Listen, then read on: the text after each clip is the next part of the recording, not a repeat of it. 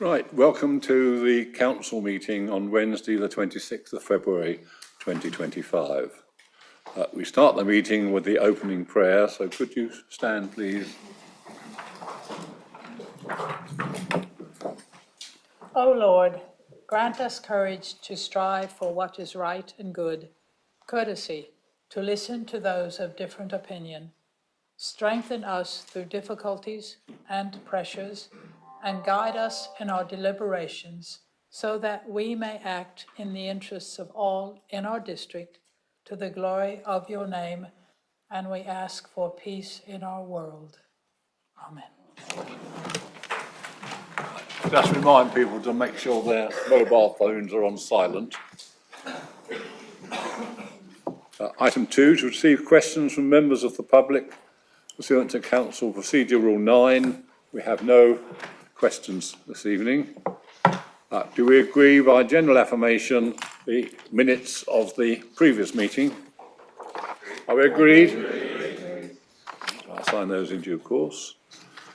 To receive declarations of interest from members in respect of any member on the agenda. Are there any declarations of interest? Jackie Russell. Thank you, Chairman. I just want to declare that I'm a member of the West Sussex Cabinet on agenda item 8. Thank you. Any other declarations? Right, okay, thank you.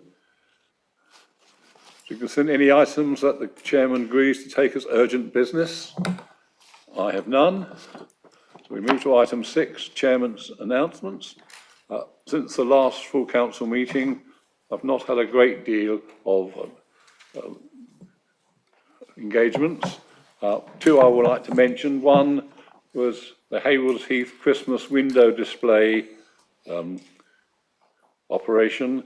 I therefore accompanied the Mayor of Haywards Heath in awarding the white prizes or the awards for the displays, and there was quite a lot of effort that got into making those window displays really very attractive.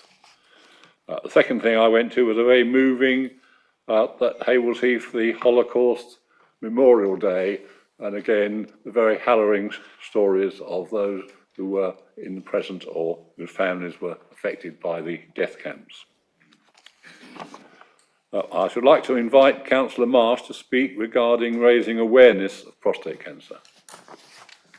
Thank you, Chairman. I'd like to thank yourself and the leader of the council. What I'm about to say, I'm not trying to elicit any sympathy whatsoever. 5 weeks ago, yesterday, I was diagnosed with prostate cancer. Now, the reason why I've asked the chairman to say this because I did not ignore the signs. I sought my doctor to get myself checked out, and it was diagnosed that I did. So my plea to everybody in this room, can you please don't ignore the symptoms? The symptoms can be found online. If you wish to speak to me about it afterwards, I'm quite happy to tell you what it is all about. But please do not ignore the symptoms. If you catch it very quickly, as I have, the prospect of everything happening to me is excellent. So please, that's what I'm thinking. Thank you, Chairman. Thank you, Councillor Marsh. Chairman, I'd like to say something. Oh, Councillor Henry. Sorry, I would like to also say, every year annually, Burgess Hill Town Council and the Lions Club sponsor and invite free all men to come for testing for prostate. So remember, this is something which is available. Thank you. Thank you, Chairman. I need to announce that Mid Sussex Applauds Awards is again operating this year with an opportunity to celebrate fantastic work carried out by individuals, groups and businesses across the district. The nomination period is open until 14th of March, so please don't forget your nominations and do share the details. And we have a poster, which you all should have one, in your local areas so it can reach as wide an audience as possible. Last year we had a very good applause ceremony with quite a lot of very, very valuable and useful members of the public who were awarded. So hopefully again we'll have a lot of nominations again this year. Now I'll move to item 7, the appointment of a monitoring officer proposed by Councillor Nicholson. Thank you very much, Chairman. I'm delighted to recommend the appointment of Julie Galvin as the Council's Monitoring Officer with effect from 3rd of March 2025. And I'd also like to thank Edwina for all of her work as interim MO during this period. I hope we didn't frighten you too much. And I'll call on Councillor Cook for a second. Thank you. I'm very happy to second the appointment of Julie Galvin to Monitoring Officer. I'm pleased to have the opportunity to thank Edwina for her work and professionalism over the last 6 months, and then to welcome Julie to Mid Sussex and the District Council. Thank you. Right. We now need to have any debate or comments on the appointment. If not, I'll then move to the vote, if you can use your electronic system.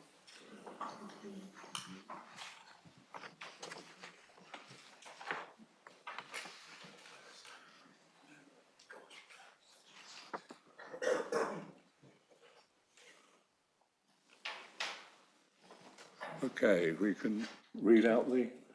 Chair, that's carried unanimously, 47 votes in favour.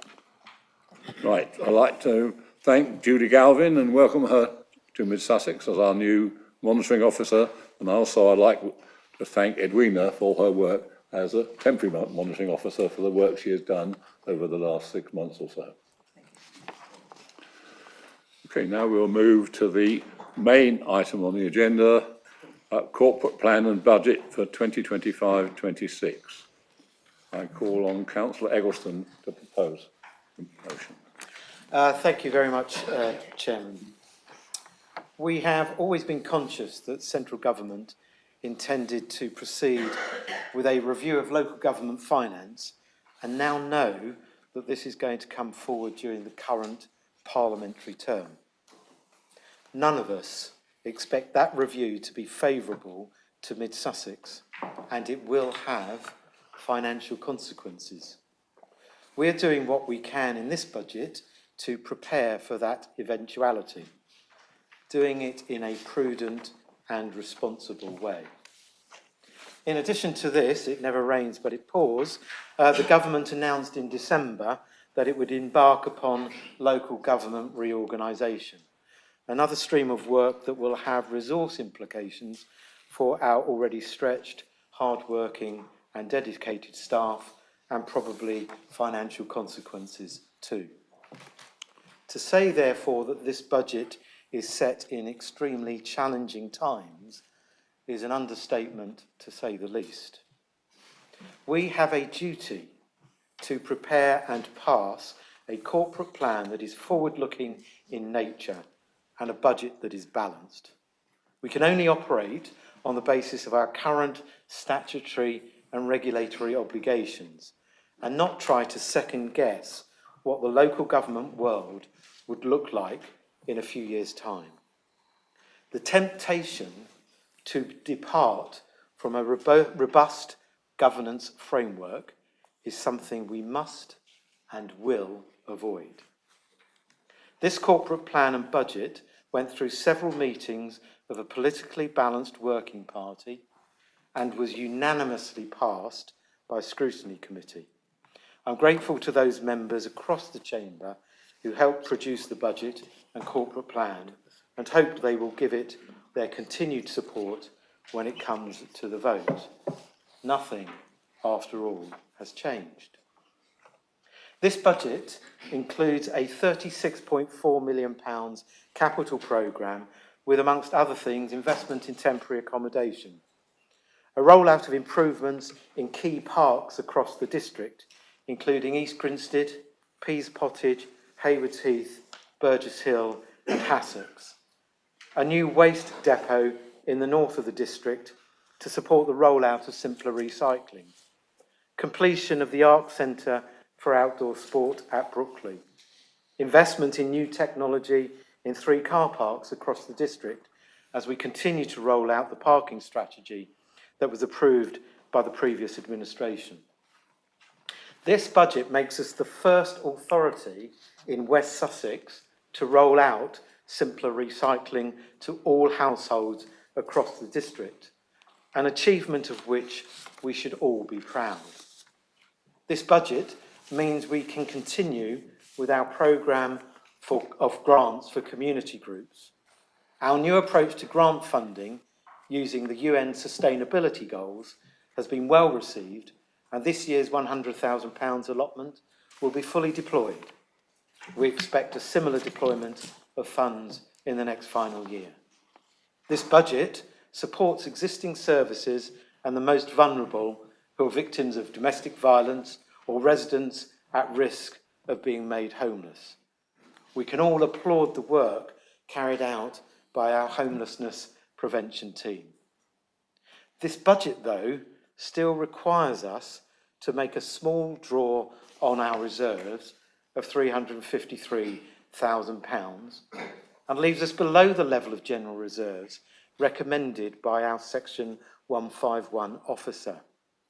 The corporate plan also identifies a continuing deficit, albeit at a lower level compared to last year.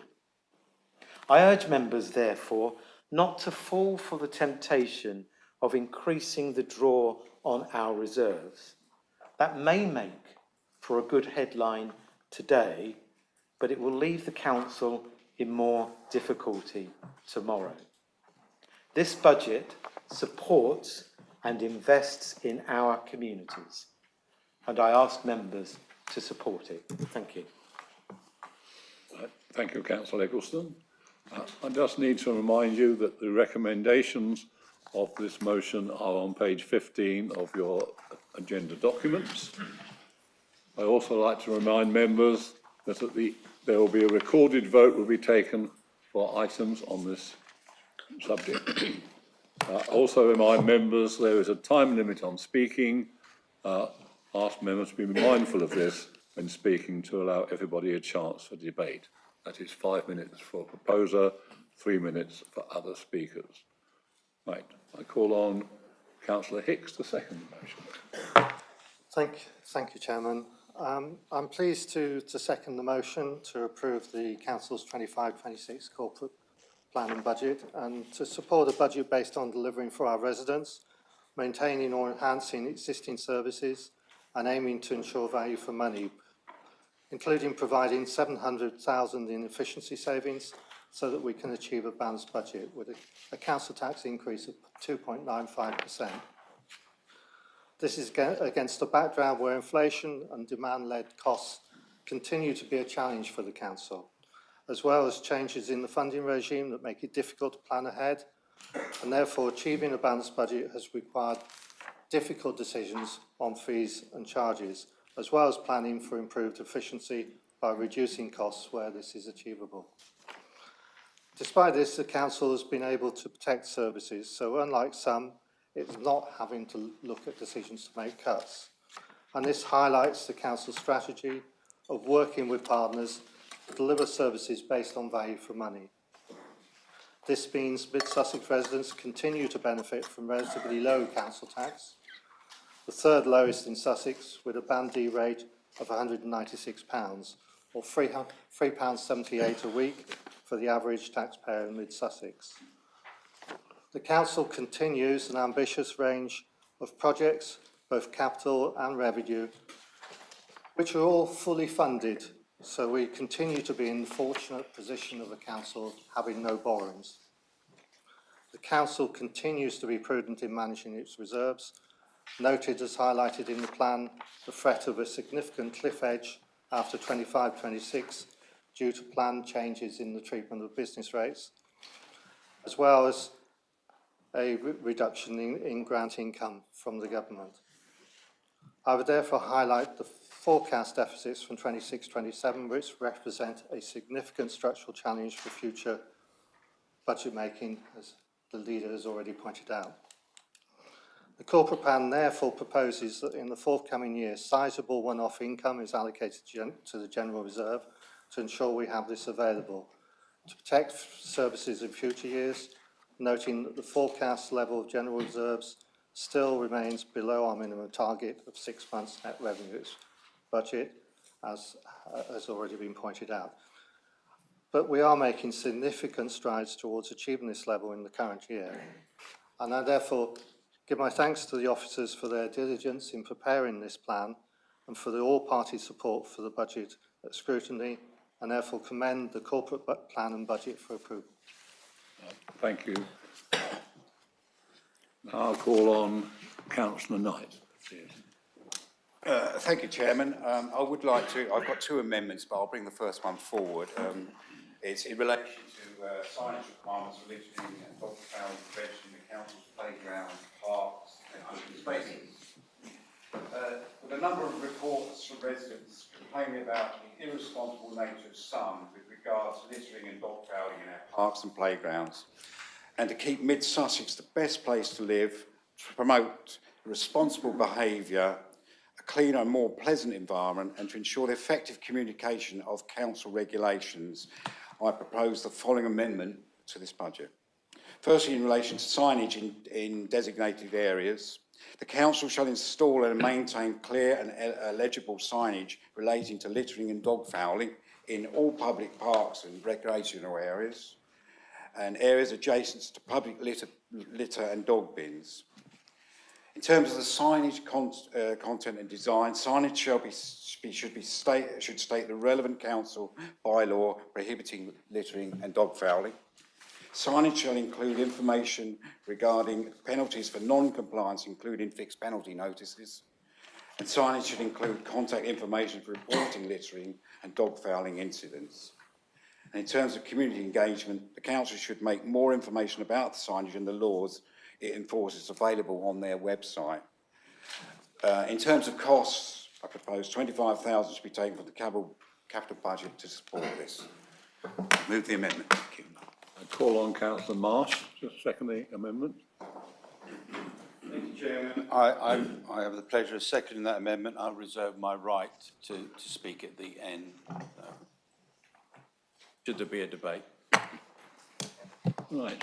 Now I open the debate on the amendment.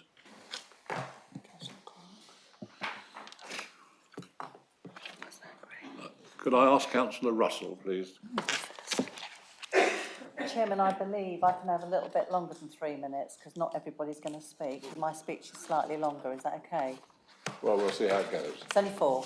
We're talking on the first amendment, not the second amendment. Not the second. Oh, okay. I'll sit down. Oh, second amendment. Yes, I think we're going to call. Councillor, Councillor Clark. Don't know. It's a good start. Thank you, Chairman. Am I in? Yeah. Thank you, Chairman. I'm supporting this amendment. I think this council has got a very proud history of looking after our parks, providing parks, more investment coming in parks.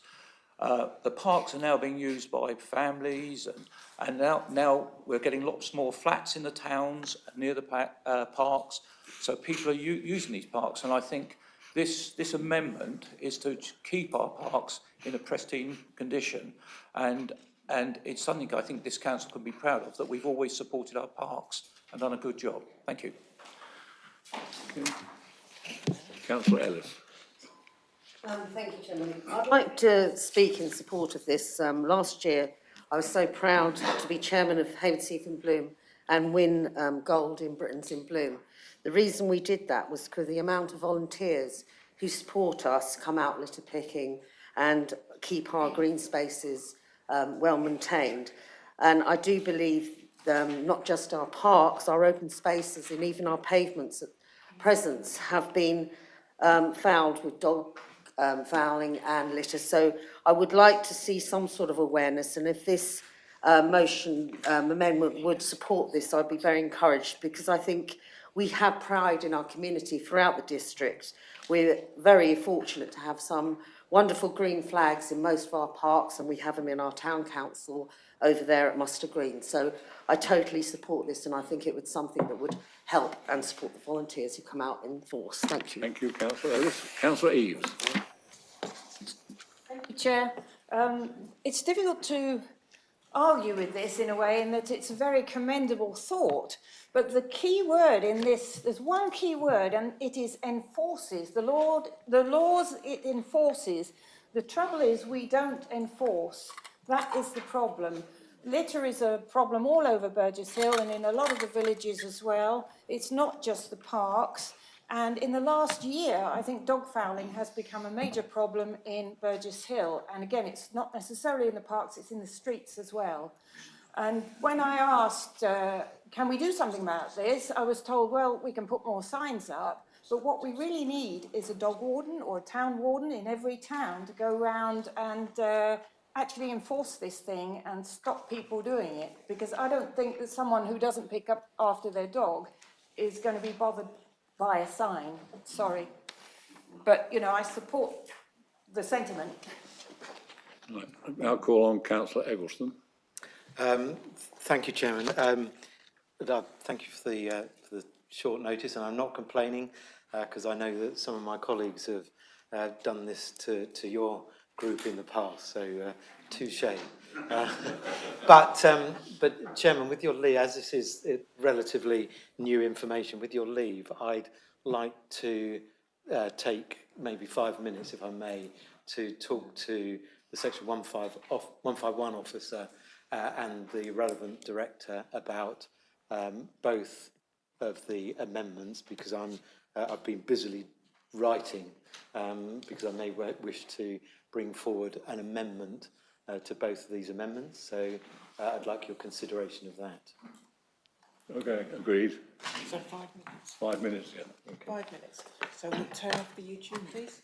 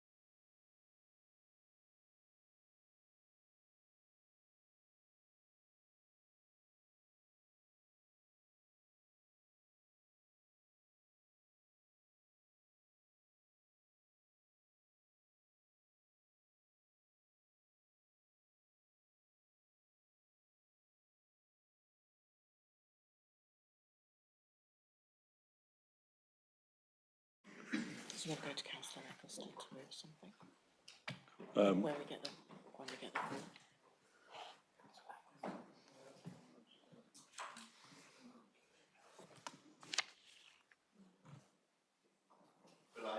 Okay, thank you. So after the pause, could Councillor Eggleston continue? Yes, thank you, and apologies to members for having to take a little break. On the signage, I've been made aware that officers are already planning a refresh of all of the council signage across the district, so not just littering and dog fouling, but all of the signage across the district, and that they intend to come forward with a capital bid during this financial year, just about to start. So I'm actually very grateful to the Conservative group for raising this matter and bringing forward their amendment, as it will definitely help the officers tailor this work to get the best result. But I'd like to amend the amendment, if I may, to reflect the work that officers are already doing along the following lines. And you have to forgive me, this has been written in haste, but let's see how we get on, and I will repeat it if necessary. Given a likely refresh of its public signage during 2025-2026, work on this refresh should include, amongst other things, clear and legible signage relating to littering and dog fouling, where appropriate, practicable and evidence-based.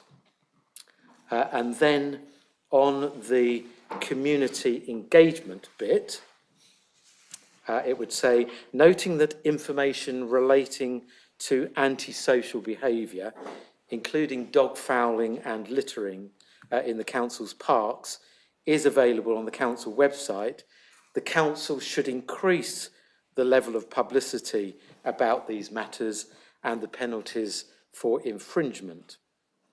In the light of a refresh, this council agrees to take the earliest opportunity to bring forward expenditure and identify priority areas in a capital bid for inclusion in the capital programme for 25-26, but in any event, as soon as possible.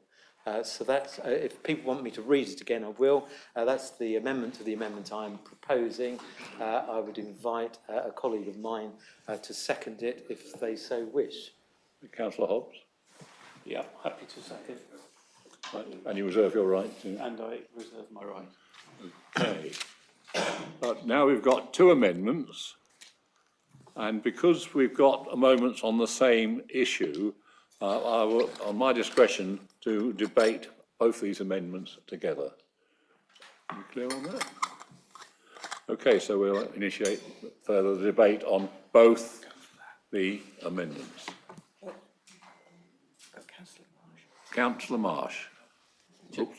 Chairman, as I was the seconder on the first amendment, in light of what the leader's just said, I've just got in eye contact with the proposer. We're quite happy for that to run forward if that is going to happen. And can I just also say, I just clarified, we do actually have park rangers. They do go out and they do things.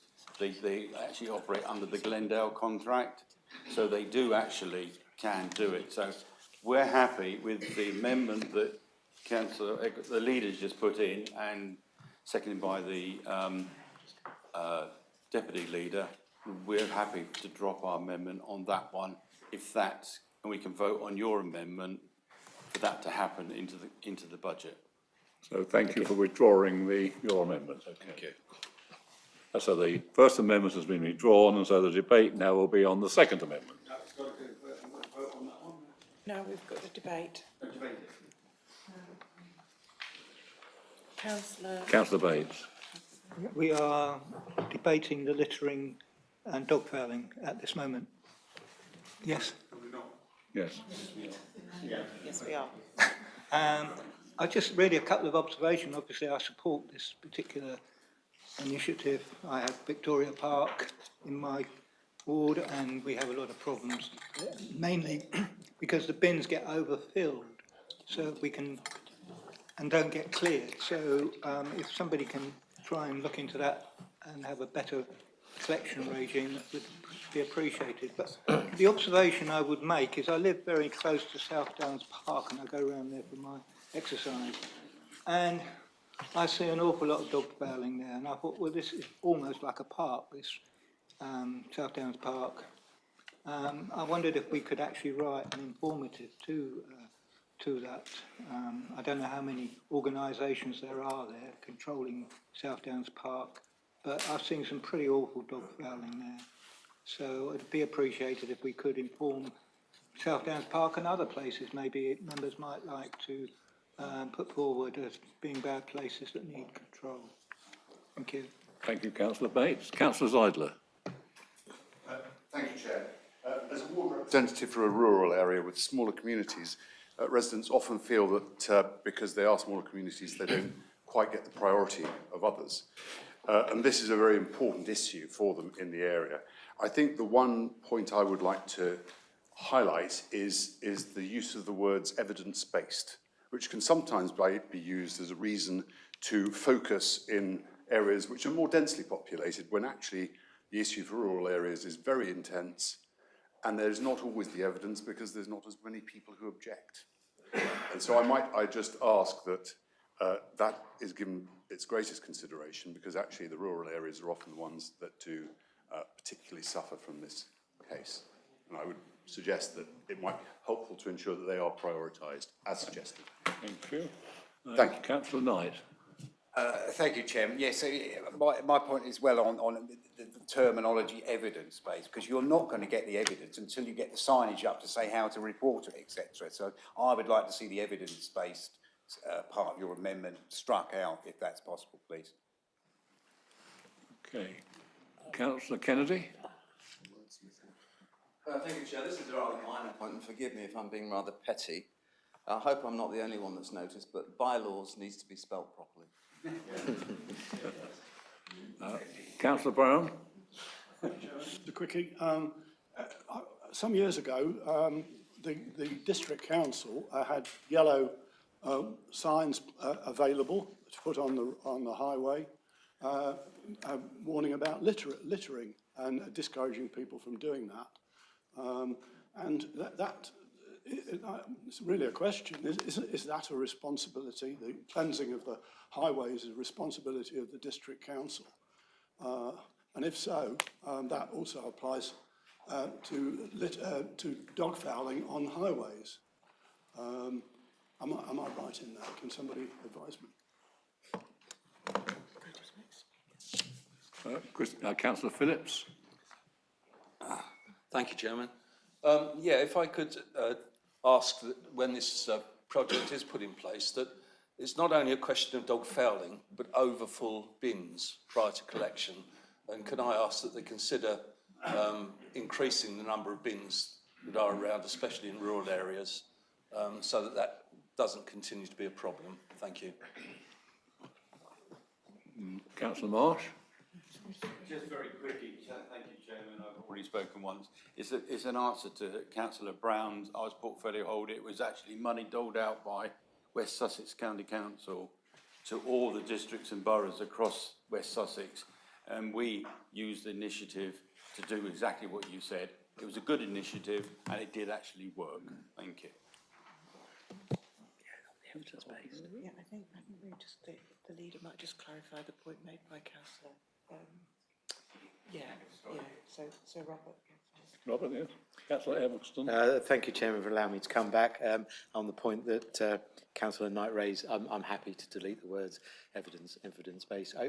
It was intended to be directed at evidence of litter and fouling, not other forms of evidence, but I'm happy to delete those words. Councillor Hobbs. No, nothing further to say. Mover of the original motion, Councillor Eccleston, need anything to sum up? No, let's move to the vote, Chairman. Okay, so therefore you move. Do you want him to read it out again? Do you want to read out your amendment before we vote?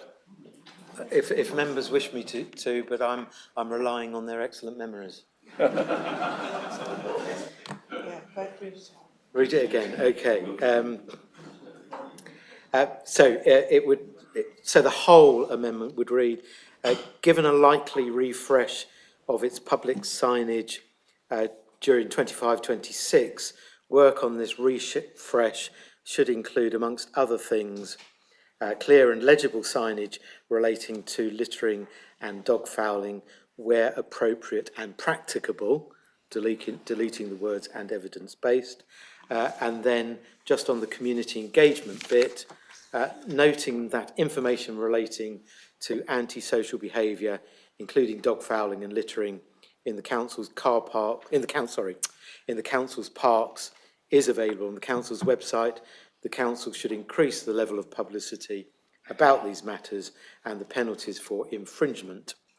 In the light of a refresh, this council agrees to take the earliest opportunity to bring forward expenditure and identify priority areas in a capital bid for inclusion in the capital programme for implementation during 25-26, but as soon as possible. Apologies, I've written this like somebody writing a prescription for pills, but hopefully you all got that. So we now move to the vote, and it's a recorded vote. I'll hand over to Edwina. Point of order. Are we voting only on Amendment 1? We're voting on, Amendment 1 has been withdrawn. Yeah. So we're now doing the second amendment. No, so we haven't discussed the second amendment yet. The second amendment of the first amendment. The amendment of the first amendment, in other words. We're voting on the amendment of the first amendment.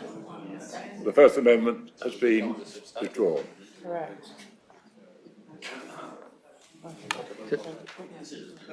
So it's all right. Thank you. Members, I'll call out your names, and if you just indicate, say yes or no. So I'll start with Councillor Avery. Yes. 4. Okay. Councillor Bates. Councillor Belsey. John Belsey. Yeah. Councillor Margaret Belsey. Yes. Councillor Bennett. Yes. Councillor Bergrin. Yes. Councillor Paul Brown. Yes. Councillor Cavallo. Yes. Councillor Casella. Yes. Councillor Chapman. Councillor Cherry. Yes. Councillor Clark. Yes. Councillor Cook. Yes. Councillor Cornish. Yes. Councillor DeBell. Yes. Councillor Edwards. Yes. Councillor Eggleston. Yes. Councillor Eggleton. Yes. Councillor Ellis. Yes. Councillor Eves. Councillor Farron. Yes. Councillor Gibson. Yes. Councillor Hatton. Councillor Henwood. Yes. Councillor Hicks. Councillor Hitchcock. Yes. Councillor Chris Hobbs. Yes. Councillor Hussain. Yes. Councillor Kennedy. Yes. Councillor Kenny. Yes. Councillor Knight. Councillor Lucraft. Yes. Councillor Marsh. Yes. Councillor Mear. Councillor Mockford. Yes. Councillor Pascoe. Yes. Councillor Peacock. Yes. Councillor Phillips. Yes. Councillor Platts. Yes. Councillor Prescott. Yes. Councillor Rees. Yes. Councillor Russell. Yes. Councillor Sweatman. Councillor Whittaker. Councillor Wood. Yes. Councillor Zeidler. Yes. Councillor Rodney Jackson. Yes.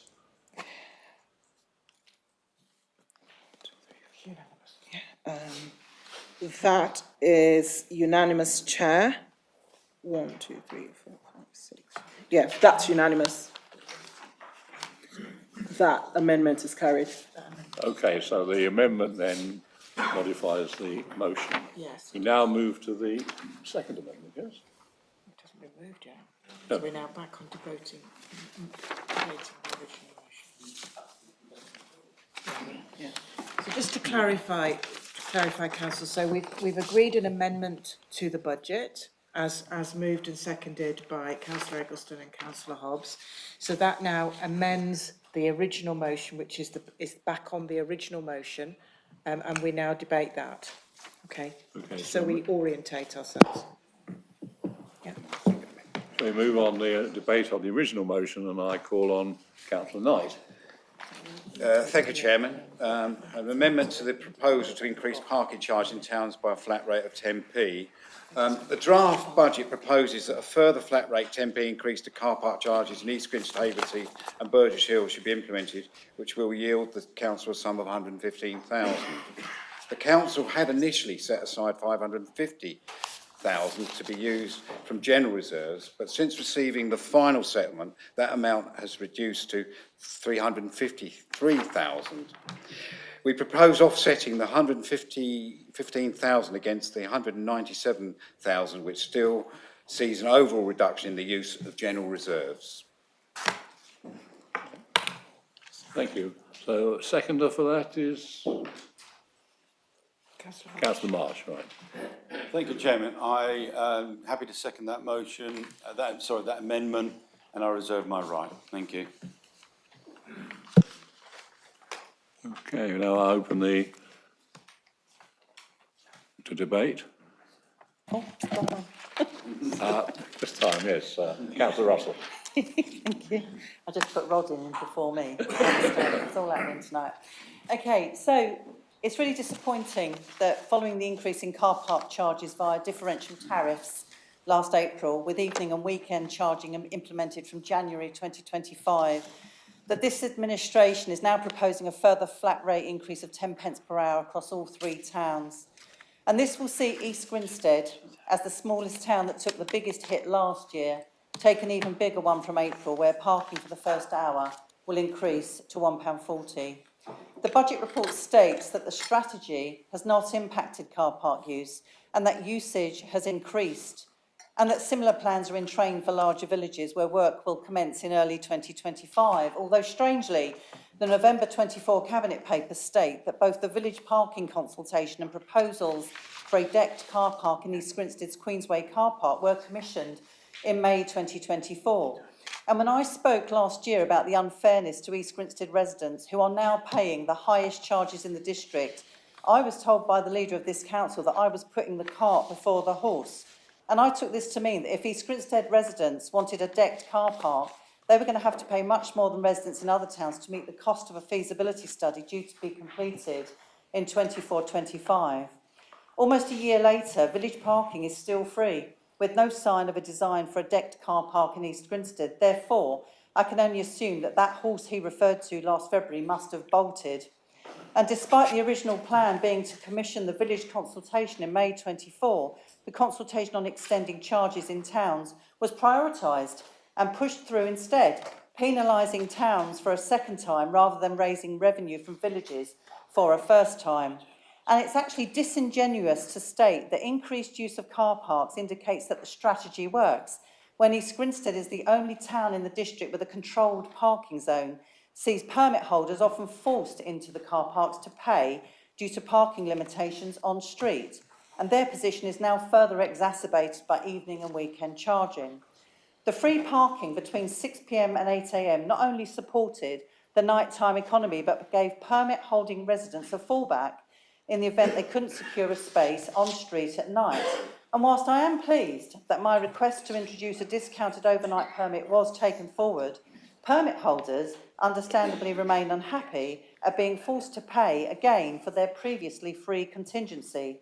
And it's through no fault of their own that this council is seeking to capitalise where on-street options are limited. Furthermore, I have huge concerns about permit holders living in and around Vicarage and Checkermead car parks who currently have no overnight permit offer, not to mention the impact on volunteers at Checkermead Theatre who now have to pay to park. In terms of what East Grinstead will see for their council tax in 25-26, I note some relatively modest capital investment is going into Mount Noddy Park. However, it appears the most impactful change will be the introduction of ANPR into Vicarage Car Park, one of 3 projects which will see the council increase income from more targeted enforcement. Compare this to plans for Clare Hall to become a culturally led mixed-use redevelopment in Hades Heath, and the early completion of an £8 million state-of-the-art sports facility in Burgess Hill, and it's clear that East Grinstead is again both the cash cow and the poor relation of the district. A recently delivered Liberal Democrat newsletter, the contents of which from cover to cover were typically backward-looking rather than forward-thinking, referred to the recently approved West Sussex budget, a balanced budget without the use of reserves, with increased investment and no cuts to frontline services, as a Tory budget in tatters. I did think one comment stating that over 5 years West Sussex had hiked parking charges by 40% for an hour in East Grinstead a bit rich, when this Liberal Democrat independent coalition is now proposing to hike charges for the third time in 12 months, increasing the first hour of East Grinstead car park charges by 40% in a year. The West Sussex Cabinet took the decision to freeze its on-street car parking charges for this year. The Mid-Sussex administration should follow suit by doing the same for our car parks. I won't support a budget that proposes a third parking increase in 12 months, and I ask those of you who agree with me to support the amendment. Thank you. Now I call on Councillor Eccleston. Thank you, Chairman. Having spoken in the opening part of the debate about maintaining reserves and not increasing the draw on them, I do have difficulty with this amendment, but I am in a deal-making mood. So I would propose an amendment to this amendment, which would read as follows. The draft budget proposes that a further flat rate 10p increase to car park charges in East Grinstead, Haywards Heath and Burgess Hill should be implemented, which will lead the council yield the council a sum of £115,000, and including after that £115,000 per annum, because it's not a one-off. It's an increase every year to the budget. The council had initially set aside £550,000 to be used from general reserves, but since receiving the final settlement, that amount has reduced to £350,000. And then delete the next sentence and include the following. Whilst welcoming the need to reduce the draw on reserves, residents in East Grinstead and parts of Haywards Heath often need to use town car parks for overnight parking due to the lack of on-street parking availability. Accordingly, we propose introducing two resident parking permit schemes, identical to the scheme used in Queensway Car Park, East Grinstead, for use in the Vicarage Road Car Park, East Grinstead, and Heath Road Car Park, Haywards Heath. And secondly, request officers to prepare a feasibility study on the introduction of a limited number of low-cost evening permits for use by volunteers in community venues, for example, Chequer Mead, East Grinstead, and Cypress Hall, Burgess Hill, and who park in council car parks. Happy to read that again if necessary, and look for a seconder. Okay, I'll ask Councillor Hobbs to second that. Yeah, I'm more than happy to second and reserve my right to speak. Thank you. Again, as with the previous amendments, I'll, at my discretion, I'll decide these to be debated together and we voted on separately. Okay, so I'll move on to the debate. Councillor Peacock. Thank you, Chairman. I welcome the offer from the leader, Councillor Eggleston. We have made some progress over 12 months. Last year, when we raised the issue of this 30% increase in East Grinstead, we were told very quickly we'd been unreasonable, and I said to them, as a cabinet member, as the leader, you can use your discretion. There was much talk about the car parking strategy. In there it said explore extending the hours of parking to 8 p.m. at night and also to Sundays and bank holidays. We were told to go away, we've been unreasonable, and people could actually walk to the town centres to do what they wanted to do in those hours. Don't take your car, walk. That was what the the leader said. I remember that very clearly. Time has gone on. We have seen they've had to back down and respond to the proposal from Councillor Russell with the permit scheme, and it is welcome that there has been some movement tonight. But I have to say I do not agree with the proposed amendment from the leader. It's interesting he's moved and he's in a position to do a deal, but I don't agree. And I would respectfully urge members to support the Conservative amendment. Why? Well, as it's been said, this increase of 10p is a 30p increase. This follows a 30p increase in Scripstead, 20p increase in Hayward-Heath, and 10p in Burgess Hill. Within 12 months, 40%, 30%, and 20% respectively. And it goes on top of the extending of charging hours to 8 p.m. and then Sunday and bank holidays. We've already seen announced tax and cost of living increases by central government. Most of them are kicking in from April. They're acknowledged to significantly undermine economic growth and family finances. Retail, leisure, entertainment are the core of our town centres, and they're the sectors that are bearing the brunt of these increases in costs. We're in a position where this extra 10%, this extra 10p increase across the board runs the risk of significantly undermining the vitality of our businesses and also the ability of our residents to go out, spend their money and focus on the nighttime activities which many of our city centres rely on. Restaurants, Chequermead and East Grinstead. So I really do urge members to support and adopt our proposal, our amendment. We're in a challenging economic environment that we face, but surely it's far more palatable to accept the £115,000 for go of revenue, set it against reserves as being proposed, than against the potential long-term damage to our city centres and our charities. For example, we have Chequermead, where recent evidence is suggesting organisations are actually cancelling their bookings at Chequermead because of the increased and the new parking regime charges of charging for parking up to 8 p.m. at Vicarage Road car park. So I really would urge members to back our amendment, forgo the increase this year, and use our discretion to support our residents and our businesses. Thank you. Thank you. Councillor Belsey, John Belsey. Thank you, Chairman. And thank you very much to the officers for the budget, and thank you to the Cabinet and the leader. I know he's worked hard with the cross-party working group to try to get the budget through with cross-party support. I think we all remember that last year we had a difficult budget with the parking charges and the differential increases, and I didn't support it last year and I don't support it now, the perpetuating of those differential charges. I think one of the and if you talk to residents in East Grinstead, they still, and businesses, none of them have ever been consulted on these charges or recall ever being consulted on these charges, and they still up in arms, and people come up to you in the streets talking about those charges now. They're still very unhappy with them, and they're very unhappy with another increase to those, as Councillor Russell's already said.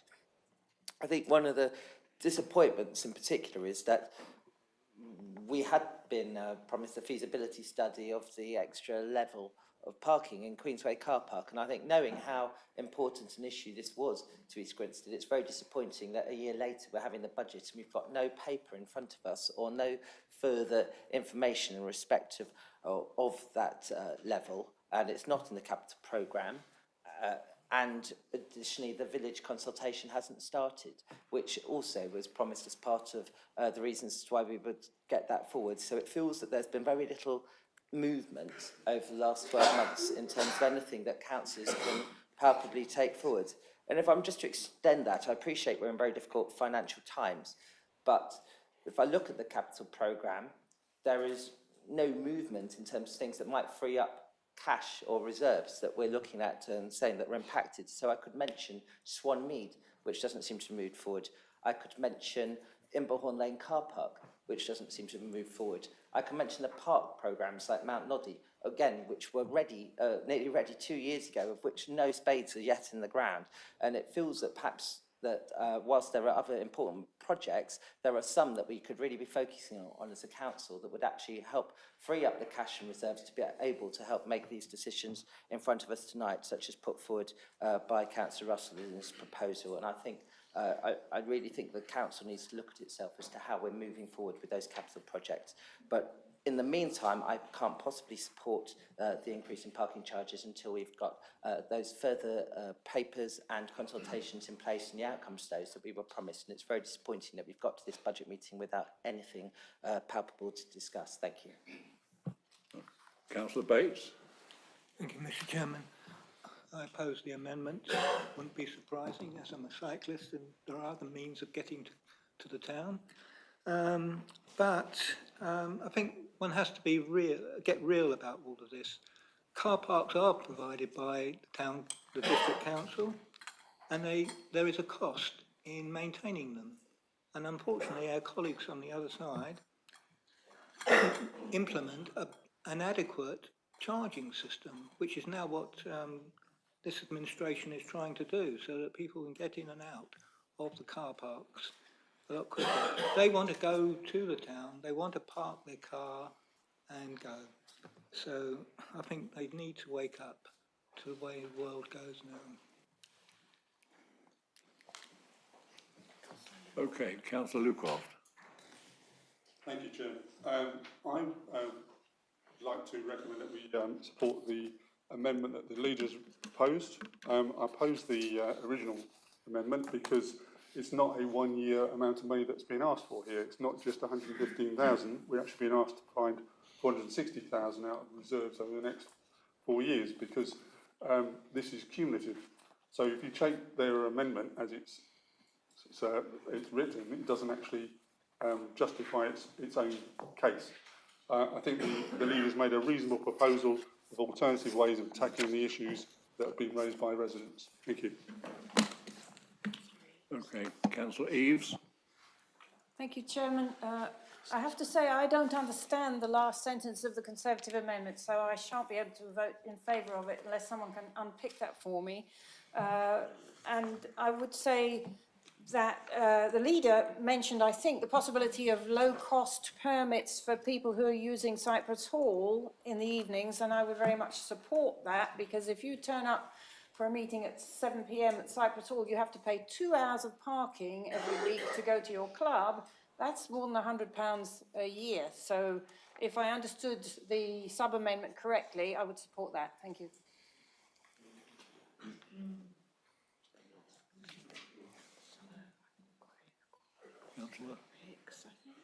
Councillor Hicks.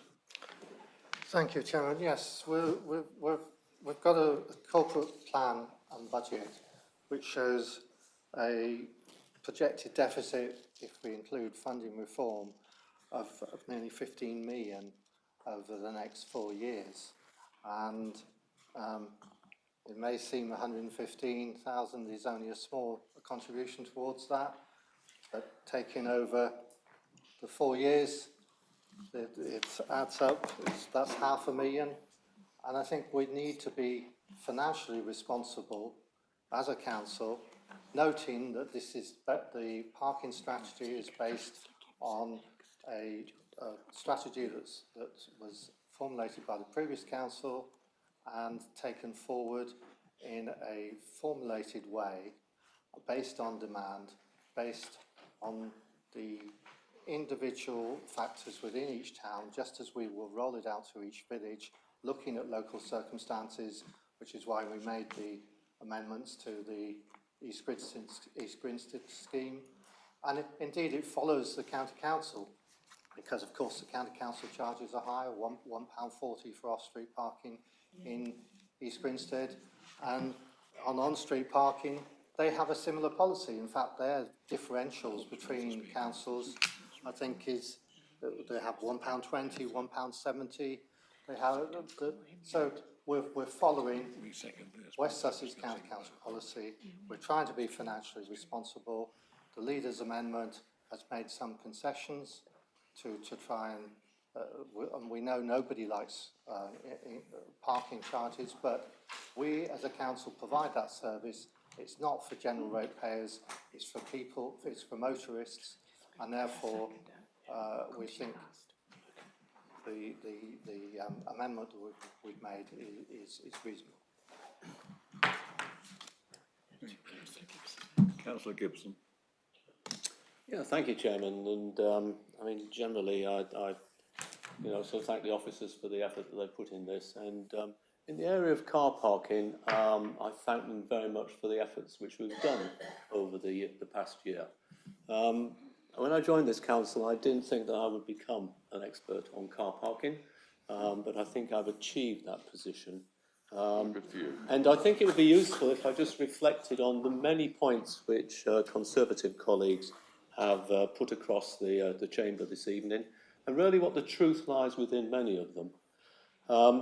I mean, Councillor Russell is correct that the CPZ problem, the parking zone problem, was a big problem, and it has been cured. It's been cured with a very innovative scheme that results in a saving of £1,300 a year for the residents who take advantage of the new £50 fee. And I think that's very reasonable. I have to say I don't recognise her as the original promoter of that scheme, other than her very active on social media persona. Other features in this, I've heard in the north of the district how Uckfield offers as a free offering. Chairman. Point of order. Councillor Gibson, I actually put that recommendation in my consultation response. Thank you. We've heard how Uckfield offers a free parking, and that is being played very loud in East Grinstead. But the problem with that is that the precept in Wealdon is 14% higher than in this district. Who knows? It may be averaged out, as we've heard, when local government reform goes through. But that gives clearly the Wealdon District Council the opportunity to spend everybody's money on car parking for the few who use the car parks. Now, I have a fundamental problem with that, because I believe that the people who drive and use the car parks should pay for that facility. And I'm not convinced that that happens at the moment, because there's still subsidies in there. We have 47 car parks, and I think we collect fees I've forgotten the figure, but I guess it's about a dozen of them. So the rest of them have got a free ride at the moment, and that should be corrected, because every parking space in the district is costing us somewhere between £135 and £200 to manage. Sussex County Council. We've heard they didn't put the fees up. They put their fees up in the September round. But I've investigated their charges, and currently they run at a surplus of over £500,000 a year in the fees that they charge for their on-street and their car parks. And that's after they've paid for the enforcement charges which we recover back for them. Now, they use that money to fund their active travel programme, and I think that's great, because that's what we should be doing. So it's paying for buses around the Chichester area for rural bus services and things like that. And I think that's a great use of these. But fundamentally, we must make sure that the car parking washes their face of the covers of the cost of the car parks. And I'll come to the final point. Chequermead and the problems. Nobody has a problem with paying the fee charges when they're using the Chequermead Theatre. The problem is the technology of the car parks. It is a bottleneck. On a rainy night, people are trapped in the car park trying to pay their money. And I am really enthusiastic about the opportunities which are going to come forward, that we will move our car parks into the 21st century. And I drove through the Dartford Tunnel recently. I can remember in past years the queues that run into it. I don't recall slowing down. I went through in the evening when I was back at home. I simply paid the charge online. If I'd registered and if I'd handed in my credit card details with the dart charge, then I wouldn't have even had to have gone online. That's the technology that we need.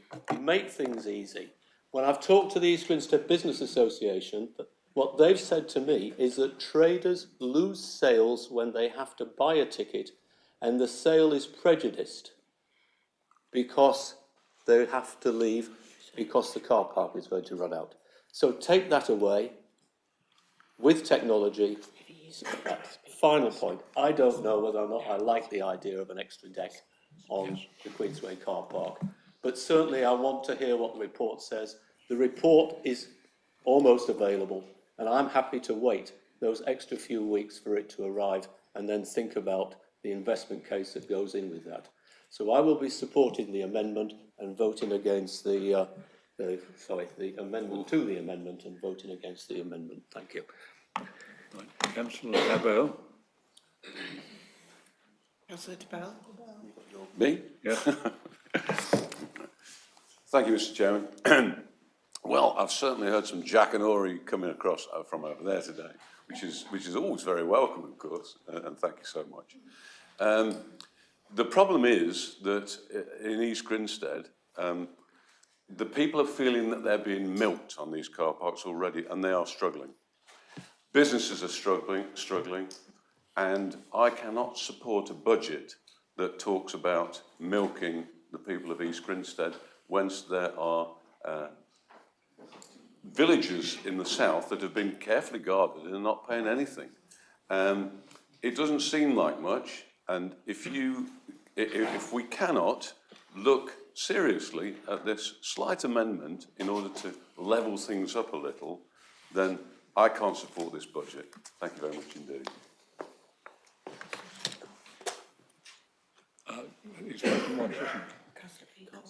Councillor Peacock.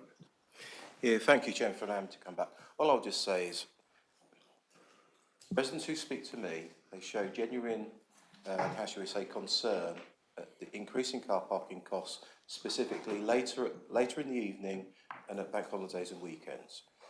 They have, over the last 12 months, when the last year's budget was put forward, the Leader of the Cabinet did not want to compromise, use their discretion. Lo and behold, 12 months later they did, for a number of issues. We're now facing unprecedented economic, or shall we say, expected and forecast challenging economic situations. We should be looking after our businesses and our residents to be able to go out, meet one another, support the vibrancy of our town centres.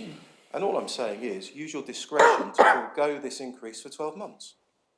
There's going to be big increases coming in April that have to be factored in. They're going to clobber the entertainment, the retail and the servicing industries. They are very much what support all our town centres across mid-Sussex. That's all I'm saying. If you don't want to do that, we'll see where we are in 12 months. Maybe you'll come back and say, But thank you, Chairman. Thank you. Councillor Phillips. Thank you, Chairman. We've heard some figures of increases last year of 40, 30, 20%. But I would point out that the reason for those increases were that the charges have been paused for several years. And in my view, it's a dangerous precedent, because what you do is 2-3 years down the road, you start increasing the charges by substantial amounts again, which are disproportionate to the rate of inflation at the time. So although the figures were put up substantially last year, they were a catch-up over several years of failure to increase charges.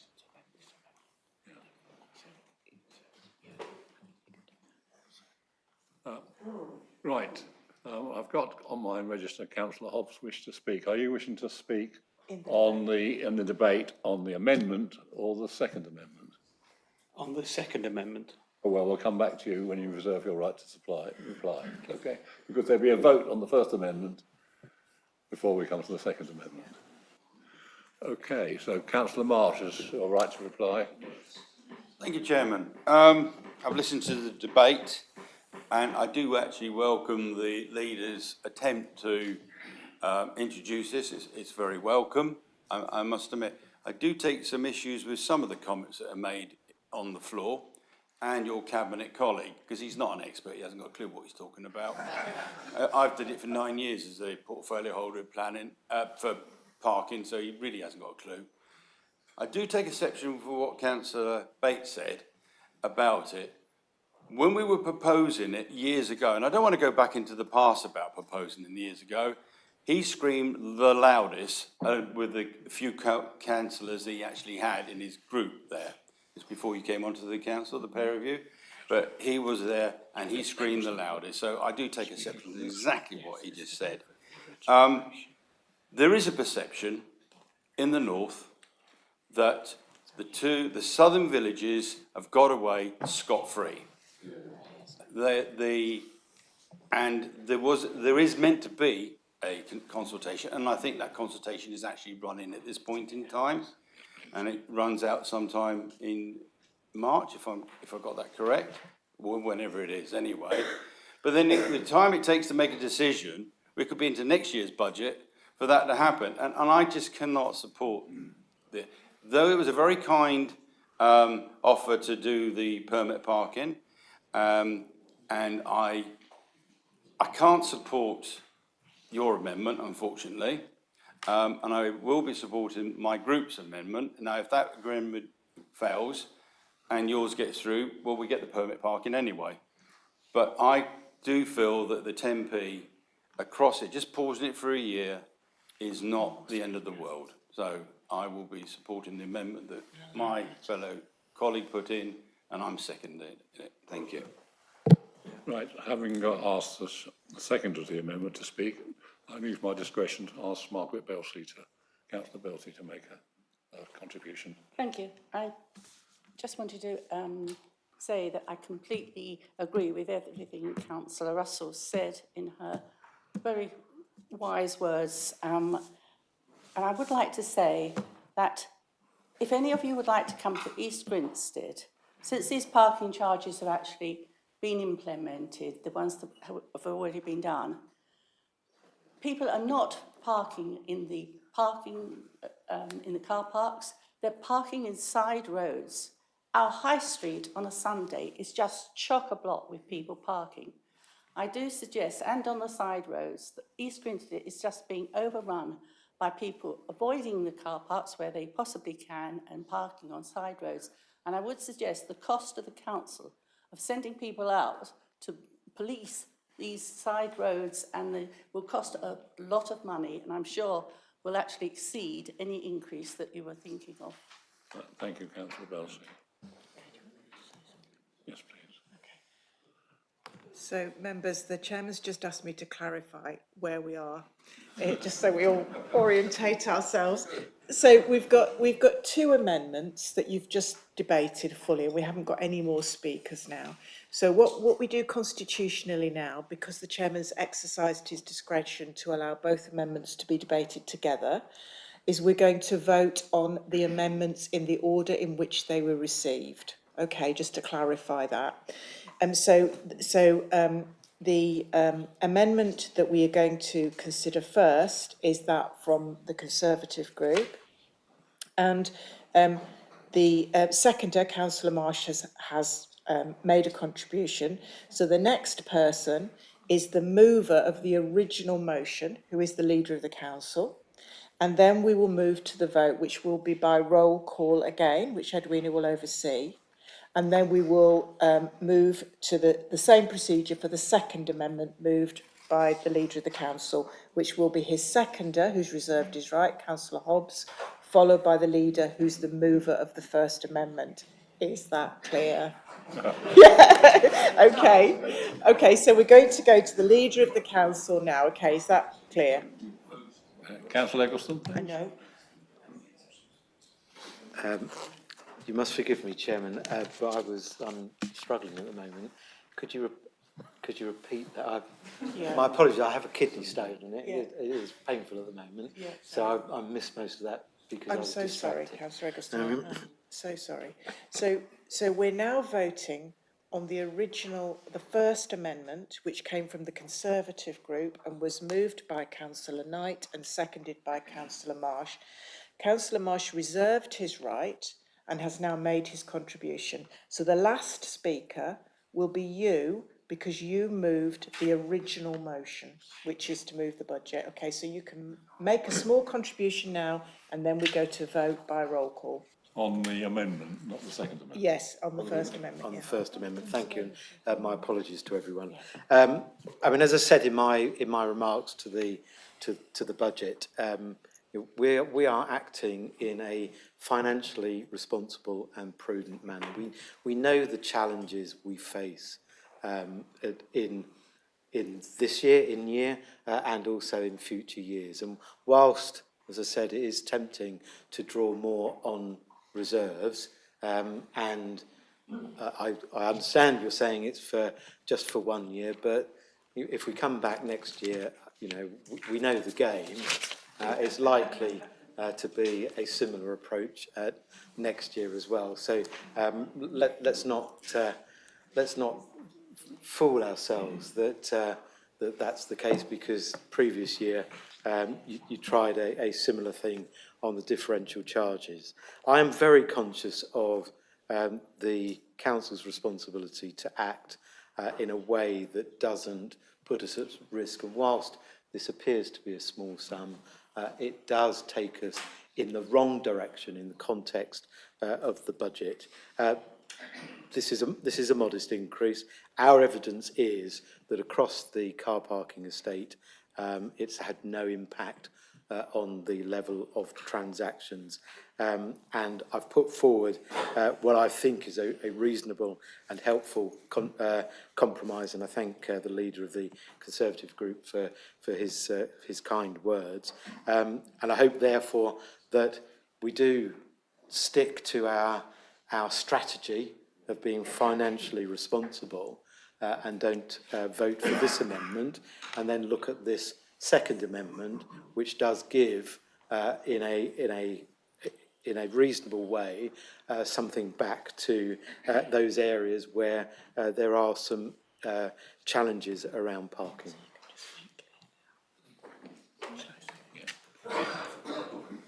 So Council, we're now going to move to a vote by roll call on the amendment made by the Conservative group. Okay, so just so everybody knows. Thank you, Edith. Thank you. When I call your name, please indicate whether you're voting for or against, or whether you're abstaining. Councillor Avery. For. Councillor Bashar. Sorry, apologies. Councillor Bates. Yes. Against. Okay. Councillor John Belsey. For. Councillor Margaret Belsey. For. Councillor Bennett. Against. Councillor Bergrin. Against. Councillor Brown. Abstain. Councillor Cavallo. Councillor Casella. Councillor Chapman. Councillor Cherry. Against. Councillor Clark. Councillor Cook. Against. Councillor Cornish. Against. Councillor DeBell. Councillor Edwards. Against. Councillor Eggleston. Against. Councillor Eggleton. Against. Councillor Ellis. For. Councillor Eves. Abstain. Councillor Farron. For. Councillor Gibson. Against. Councillor Hatton. Against. Councillor Henwood. Against. Councillor Hicks. Against. Councillor Hitchcock. Against. Councillor Hobbs. Against. Councillor Hussain. Against. Councillor Kennedy. Against. Councillor Kenny. Against. Councillor Knight. For. Councillor Lucroft. Against. Councillor Marsh. For. Councillor Meyer. For. Councillor Mockford. Abstain. Councillor Pascoe. Against. Councillor Peacock. For. Councillor Phillips. Against. Councillor Platts. Against. Councillor Prescott. For. Councillor Rees. Against. Councillor Russell. For. Councillor Sweatman. For. Councillor Whittaker. Sorry, I didn't hear. Councillor Whittaker. For. Councillor Wood. Against. Councillor Zeidler. For. Councillor Jackson. Against. Against. I'll top that out quickly. 1, 2, 3, 4, 5, 6, 7, 8, 9, 10, 11, 12, 13, 14, 15, 16, 17, 18,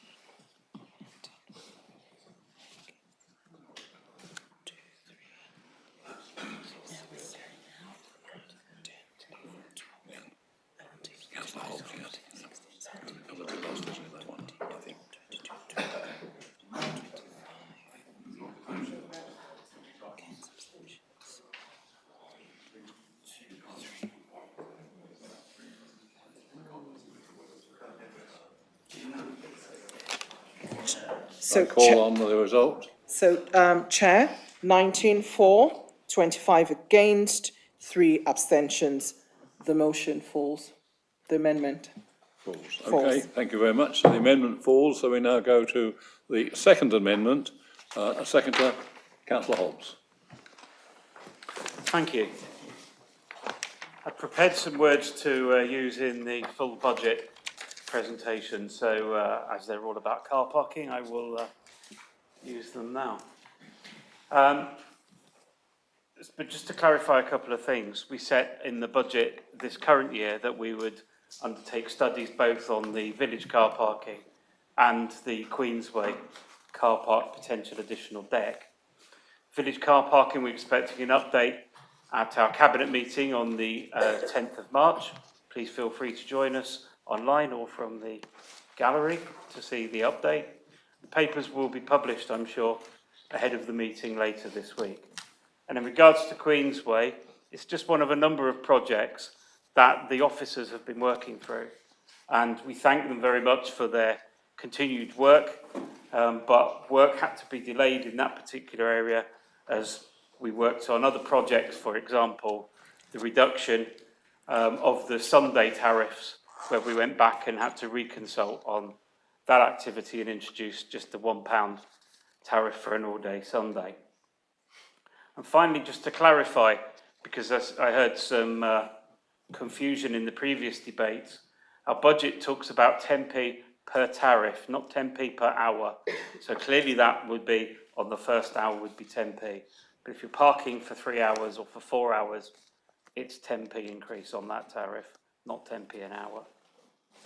So in this next budget year, we will continue and we will accelerate our journey to deliver the car parking strategy, which was agreed by this council back in December 2020, and at that time was supported across the chamber. A strategy that saw us treating our car park portfolio differently across the estate and using car parking revenue to fund car park user improvements. We took a step forward in 2024 with tariff increases that we know haven't impacted the car park usage as visitor numbers continue to rise. This year, our 10p increase, equivalent to a blended 5% increase across our tariffs on weekdays and Saturdays, will help us fund the ever-increasing costs of running our car parks. If our budget is approved tonight, we will start to make investments in car park technology, not just to catch people out. 3 schemes will be installed later this year that will move us a step forward. The ability to pay by app, by cash and by card at the machine for the time that you want, just like we have today. Or the ability to set up parking sessions and accounts that mean that you're automatically debited for the cost of your parking once you've finished, allowing you to continue to shop or stay longer than the time that you would normally have to pre-purchase. And assuming these schemes work, as we expect, we will bring forward accelerated plans for further car park technology investments through the year. This kind of tech frees up our enforcement team, which is much needed to deliver the work that our residents want on street. And it's noticeable that a lot of that effort is currently focused in East Grinstead. We had over 600 requests for assistance from residents in 2024, asking for help with inconsiderate drivers, parking on yellow lines during the daytime, blocking school access, dangerous behaviour making life difficult. This budget sees us help alleviate those problems and will be funded by this council, not by the recipient of any fines. Last Wednesday evening, I went to the packed Orion Cinema in Burgess Hill with my wife to see the Bridget Jones movie. Total cost of the film, plus car parking, less than £18. Had I done that in Brighton or in Crawley, not only would I have had to pay for the additional fuel, but the total cost of the screening in Cineworld would have been £27.98, which includes free car parking, or in Odeon, £37.75, and eye-watering £17.85 to park for just 3 hours. Our budget makes that trip to Burgess Hill or East Grinstead just 10 pence more. Thank you. Okay, I call upon the mover of the original motion who wishes to say something. Councillor Eggleston. The amendment. Yeah. The amendment. Chairman, we have debated parking so far, far longer than the corporate plan and budget, which includes a £36.4 million capital programme. I think we should move to the vote. Okay, so we move to the vote on the second amendment. By roll call. By roll call, yes. Thank you. This is on. I will do the roll call again. Please indicate whether you're for, against, or whether you're abstaining. Councillor Avery. Abstain. Councillor Bates. Councillor John Belsey. Against. Councillor Margaret Belsey. Against. Councillor Bennett. For. Councillor Bergrin. For. Councillor Brown. For. Councillor Cavallo. Against. Councillor Casella. Against. Councillor Chapman. Abstain. Councillor Cherry. For. Councillor Clark. Against. Councillor Cook. For. Councillor Cornish. Abstain. Councillor DeBell. Against. Councillor Edwards. For. Councillor Eggleston. For. Councillor Eggleton. For. Councillor Ellis. Against. Councillor Eves. For. Councillor Farron.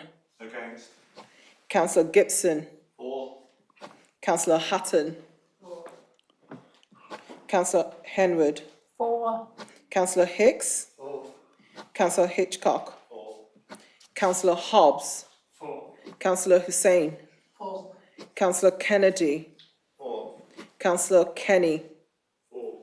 Councillor Knight. Against. Councillor Lucraft. For. Councillor Marsh. Against. Councillor Meyer. Against. Councillor Mockford. For. Councillor Pascoe. For. Councillor Peacock. Against. Councillor Phillips. For. Councillor Platts. For. Councillor Prescott. Against. Councillor Rees. For. Councillor Russell. Against. Councillor Sweatman. Against. Councillor Whitaker. Against. Councillor Wood. For. Councillor Zeidler. Abstain. Councillor Jackson. For.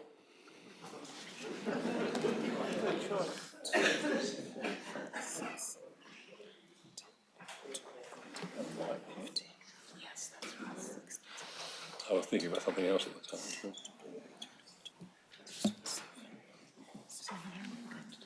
We got two amendments, haven't we? Both second amendments can't be carried on. Yes.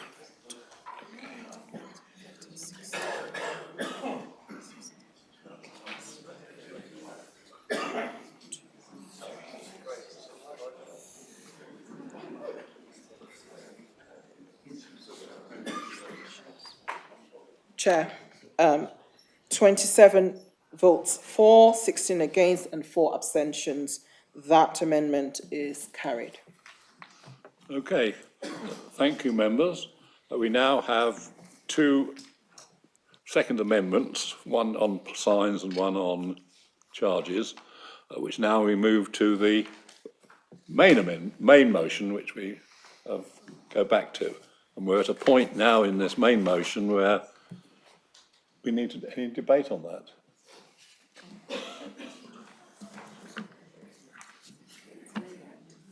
So we can move to a debate on the budget as amended now. Okay, Councillor Lucas. Thank you, Chairman. I'd like to speak in support of this budget. I believe it's particularly, I'd like to speak in support of the simpler recycling 123 scheme. I think it's one, as the leader said, one of the main achievements that this council can be proud of, because we've run a very successful pilot. The results of the pilot we looked at in the scrutiny committee last September showed that in the waste that people are throwing away in black sacks, back bins currently, we're putting about 39% of food waste. 39% of that waste is food waste. What this rollout should enable us to do is achieve the same kind of rates of recycling which have been achieved in the pilot area, where 61% recycling rate has been achieved currently, which is ahead of the government's 55% target. And it allows people to manage their own food waste very visibly. They can see when they're throwing away food, which actually is a good way of people stopping doing that and saving money on the household budget. And the pilot showed that that's actually happening. A 90% participation rate in the food waste scheme is a major achievement, and I'd like to commend the way in which the council communicated that policy with residents and got them on side with the new scheme, and it's been very successful. So I fully support the budget and the investment in a £1.4 million facility in the north of the area, which creates jobs and makes this scheme viable. Thank you. Okay. Councillor Marsh. Thank you, Chairman. Again, I don't really want to correct one of my fellow councillors just said. My colleague next to me, it was my councillor, Prue Moore, who used to be portfolio holder. I took it over. I got it almost to the level. My fine colleague here actually started the pilot. All this council's done is extended the pilot. So to set that you actually did it, Councillor Lucroft, you did not quite right. But there are some good things in this budget. There are some good things in the budget. And just to be sure exactly what we just voted on, yes, the 10p, which is regrettable, but the 2 permits and the Checker Mead bit is now in. That's good.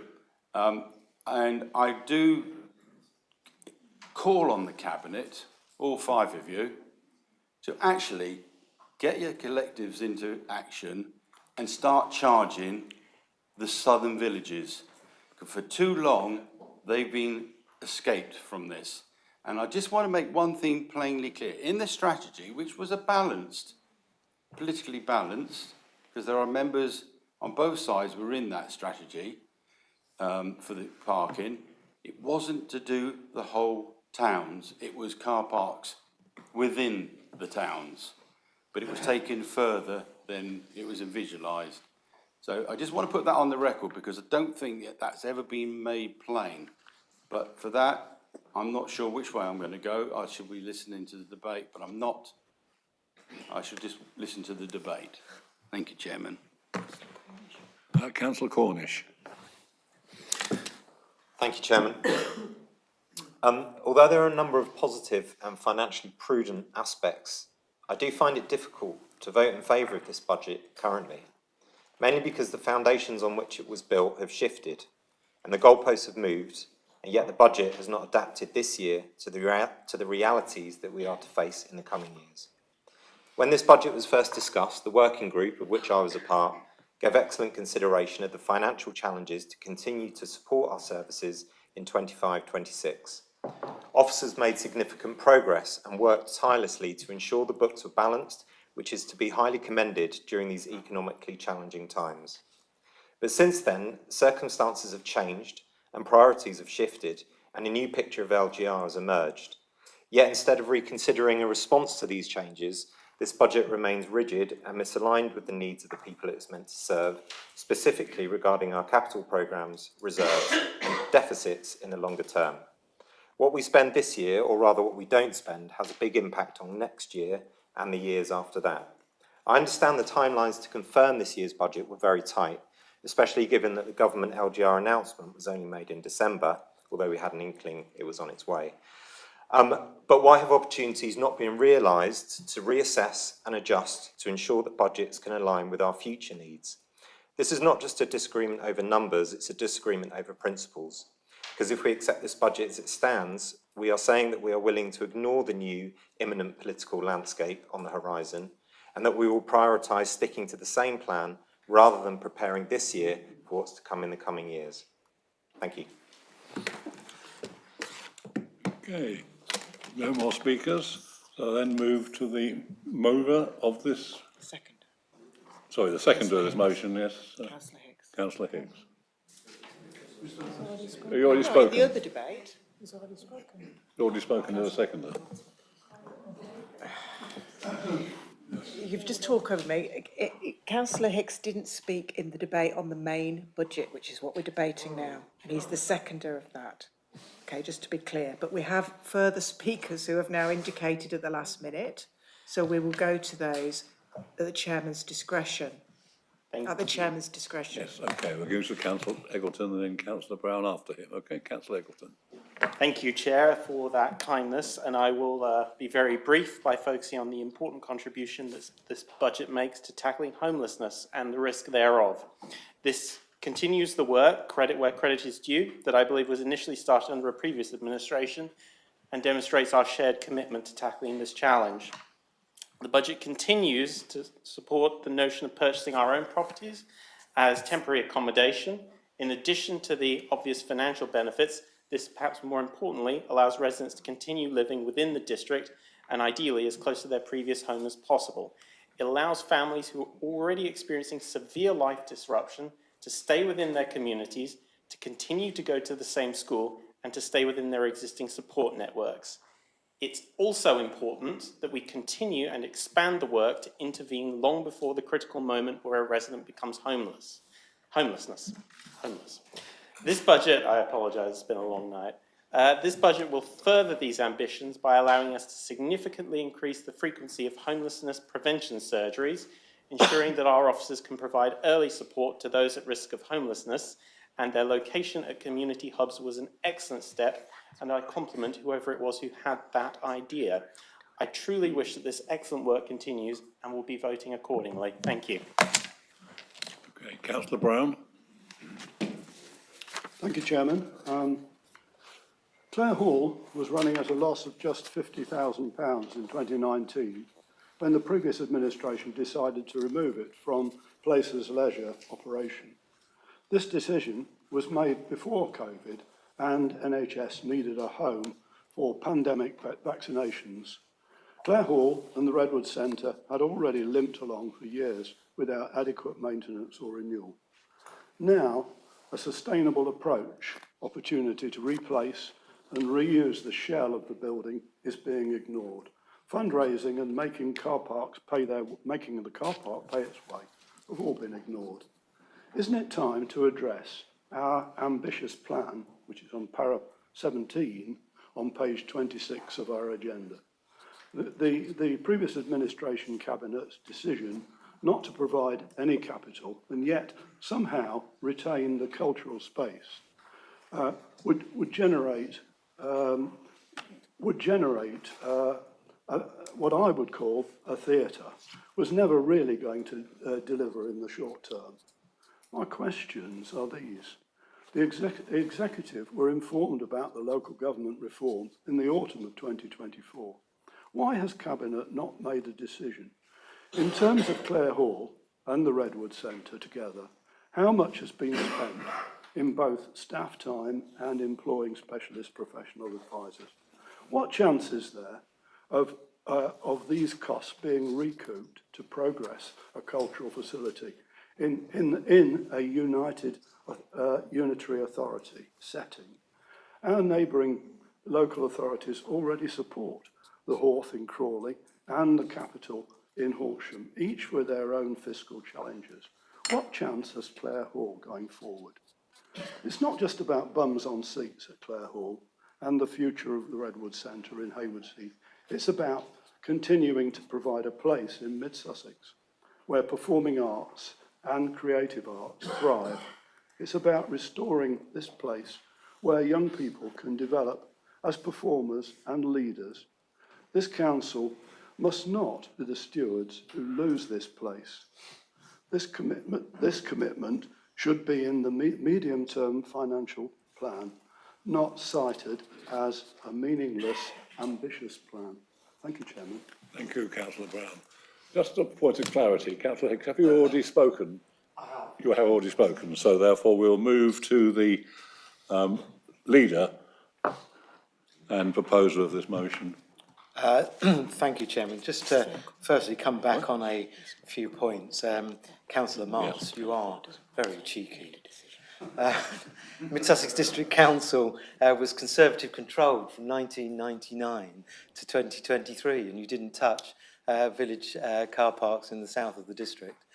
So the fact that we are looking at it as part of the parking strategy over which you were chairman to introduce during the current term, I think we deserve some credit for getting on with that thorny problem, which I understand. I understand politically why it is a thorny problem, but we're prepared to grasp those thorns. Councillor Cornish, we've just had a briefing on LGR, and I think it was made very clear by the Chief Executive what our approach is as a sovereign authority and the timescale for local government reform, and what our duty is as responsible officers, but also as members of this council, to ensure that we carry out our sovereign duties, our governance and our regulatory functions as though nothing is changing, because until it changes, nothing changes. And I think we may not understand as members the amount of work that officers put in preparing a budget before it gets to the working party. You know, this is not something that is designed on overnight over a cup of tea or on the back of a fag packet. It takes extensive and long hours of work to get to a draft budget which we start considering and taking through. The idea that following the government's announcement of local government reform in some years coming, that the officers could go back and deliver a new budget for us to consider tonight, and we have a statutory duty to pass a budget by this period, is frankly for the birds. It just simply would not happen. You cannot turn things round at that speed, and I'm disappointed, frankly, that you think that we can. And the reality is that we have a deliverable programme which is delivering lots for our communities, and you cannot simply change it. And it would also be irresponsible, as it came up in the confidential briefing, if any of us thought that we could consume all of our reserves, go into a unitary authority and then say, it's not our problem anymore, over to you to fix a problem that we would be giving to a new authority. I caution everyone, regardless of party or none, to not take that position. Clare Hall, I believe you're a member of the Clare Hall Working Party, so you'll know the work that the Working Party is doing. Excellent cross-party work, trying to find a solution for Haywards Heath to deliver a cultural venue on that site. But again, we need to recognise the realities of the situation. This council does not have the capital to invest in a new project, which is why we are doing the work we are doing, and we need to see that work complete. We can't change the world that we're entering into. But what we can do is be stable, prudent, responsible in the way that we manage our affairs today and through to that change in 2028 if it comes. And I ask all members to support this budget because it lays a firm foundation not just for our future but for any successor body that takes over from us and any councillors who may well take over from us. Thank you. Right. We're now at a point where we move to the vote on the main motion as amended. So we'll go through a recorded vote again. Please indicate whether you're voting for, against or abstaining. Councillor Avery. For. Councillor Bates. Councillor Bates. Councillor John Belsey. Against. Councillor Margaret Belsey. Against. Councillor Bennett. For. Councillor Bergrin. For. Councillor Brown. Councillor Cavallo. Abstain. Councillor Casella. Abstain.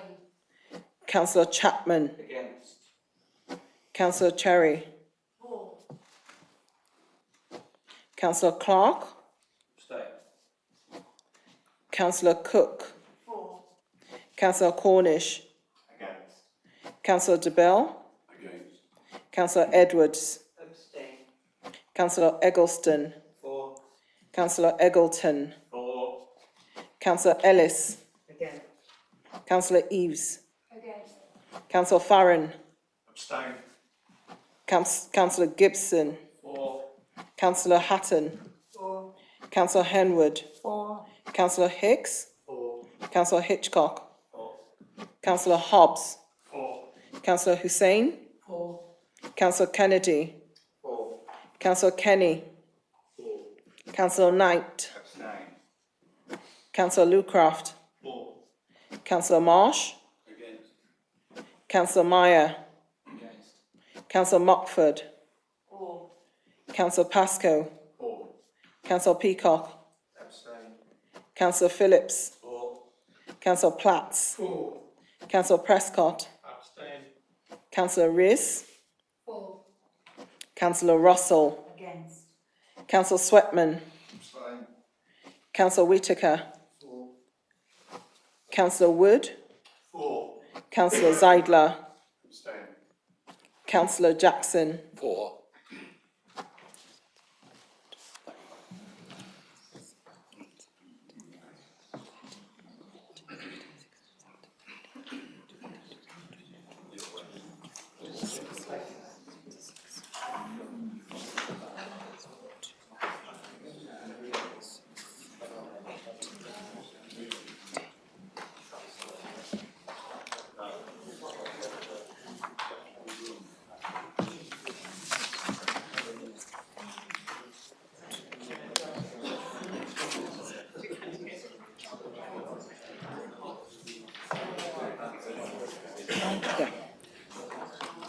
Chair, Members,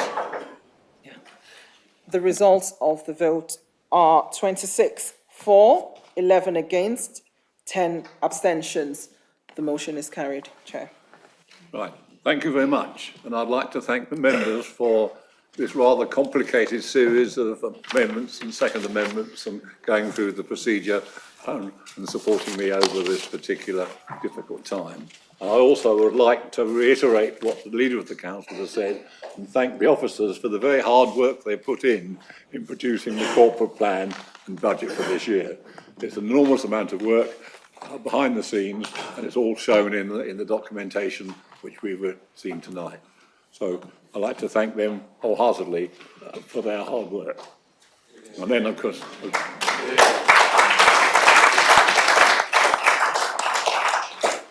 And at that point, on a happy note, I would like to declare the meeting closed.